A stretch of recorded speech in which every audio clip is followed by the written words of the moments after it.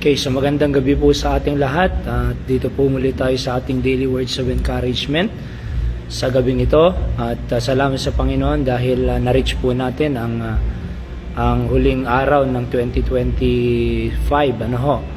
And tayo po ay manalangin bago natin basahin ang ating text. Panginoon, salamat po sa gabing ito na pinagkalob niyo sa amin.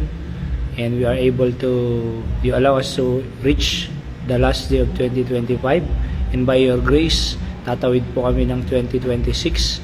All we can say is thank you sa lahat ng kabutihan niyo sa amin. Pagpalain niyo po ang aming pag-aaralan. Ito po ang aming dalangin sa pangalan ng Panginoong Jesus. Amen.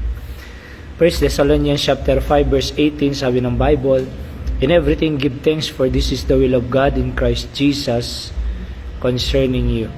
So yan po ang sabi ni Apostol Pablo, in everything give thanks. So napakarami po tayong pwedeng pasalamatan sa ating Panginoon sa 365 days. Of course, higit sa lahat yung ating kaligtasan may pinagkaloob po sa atin. Simula nung tayo po ay nanampalataya at tumanggap sa Panginoon bilang ating tagapagligtas. Karoon po tayo ng buhay na walang hanggan. Sa anumang oras dumating sa atin ang kamatayan, tayo ay nakakatiyak ng langit. Bakit? Sapagkat tayo po iniligtas ng ating Panginoon. Binigyan ng buhay na walang hanggan, pinatawad sa ating mga kasalanan. At another is yung pagbabago ng ating buhay. Can you imagine, di ba, noong wala pa tayo sa ating Panginoong Jesucristo, talagang pinagulong-gulong po tayo ng dyablo. At pinaglaruan po tayo sa magitan ng sistema ng mundong ito. Pero akalain nyo na nung nakilala natin siya, ay binago ang ating buhay. Nagkaroon ng tamang pag-iisip, tamang kaisipan, tamang pamumuhay, and tamang pananamit, tamang buhok, tamang salita, tamang kilos, and tamang trato sa tao.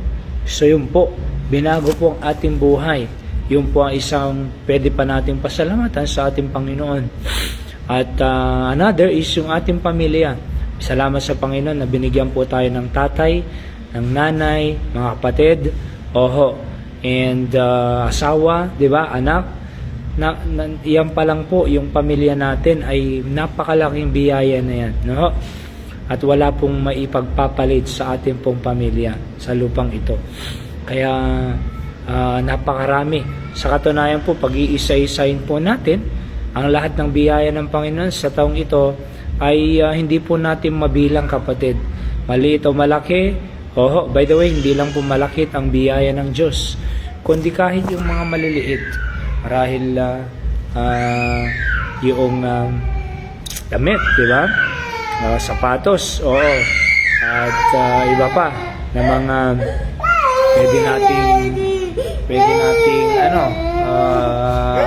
pwede nating pasalamatan sa Panginoon. Talagang napakarami.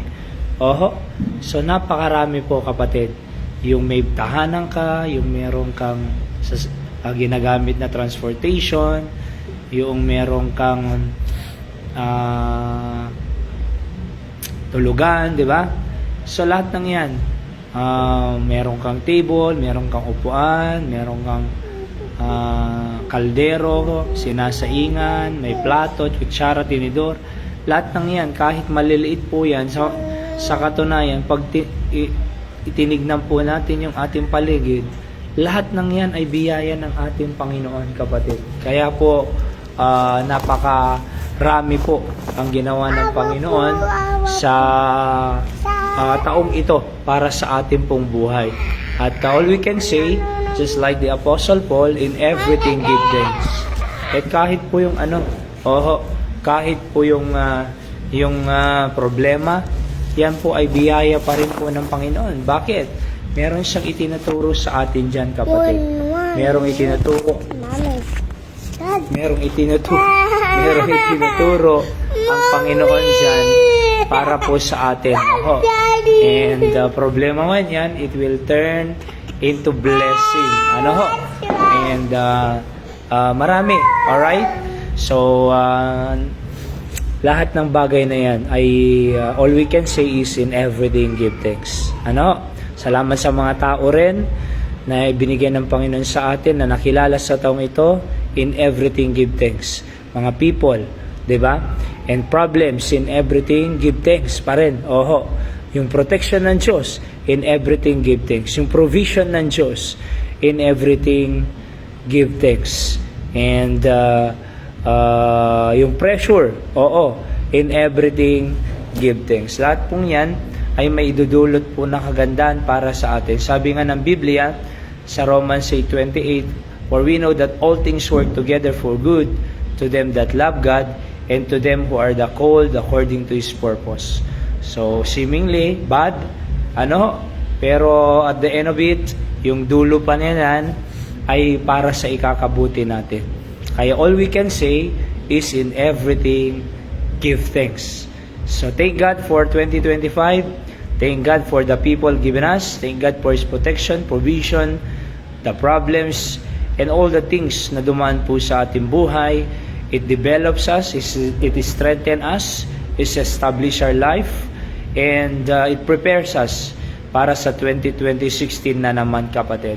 And ang Panginoon, marami na naman po siyang inihandang surprises at biyaya para sa mga kanyang mga anak na susunod po sa kanya na matapat.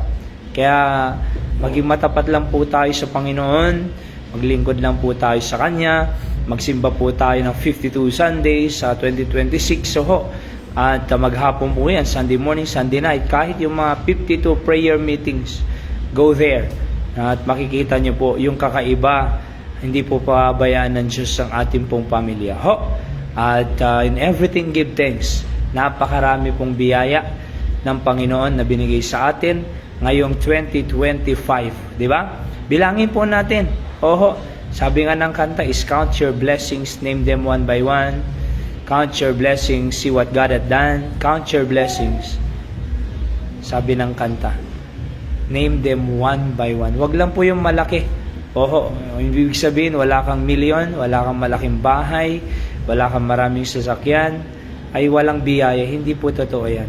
Kahit yung mga maliliit, sabi ko nga kayo sa inyo, ay biyaya pa rin po yung kapatid. So, napakarami po. Alright?